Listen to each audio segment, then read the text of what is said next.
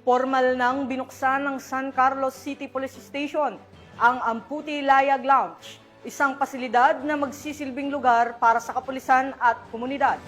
Itinuturing itong simbolo ng pagkakaisa at serbisyong nakatuon hindi lamang sa seguridad, kundi maging sa kapakanan ng mga alagad ng batas at kanilang mga kaagapay sa komunidad.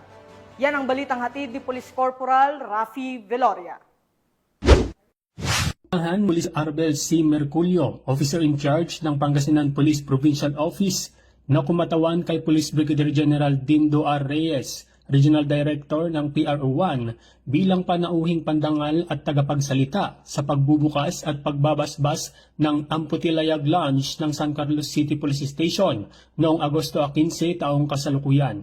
Naisakatuparan ang proyektong ito sa inisyatiba ni Police Lieutenant Colonel Eliazar C. Idolmo, Hepe ng San Carlos City Police Station at sa suporta ng lokal na pamahalaan ng San Carlos City, kung saan nirenovate at mas pinaganda pa ang mess hall at kusina ng istasyon bilang pagpapakita ng malasakit sa kapakanan at moral ng mga tauhan nito.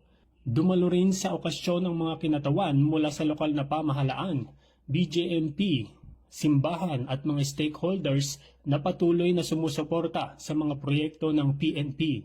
Ibinahagi naman ni Police Colonel Merculio ang mantra ng Pangasinan Police Provincial Office na ACM na nangangahulugang Action, Commitment, and Merit.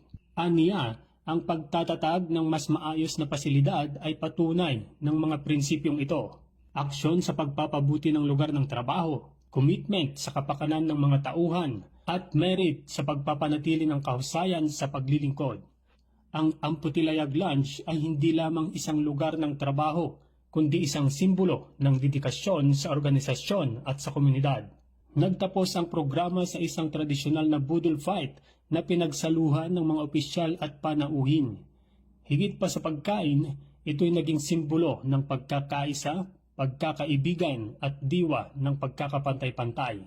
Isang paalala na sa paglilingkod sa bayan, ang kapulisan ay isang pamilya na may iisang misyon at adhikain. Mula dito sa Ilocos Region, ako ang inyong PNN correspondent, Police Corporal Rafi Veloria, alagad ng batas, tagataguyod ng Balitang Pulis.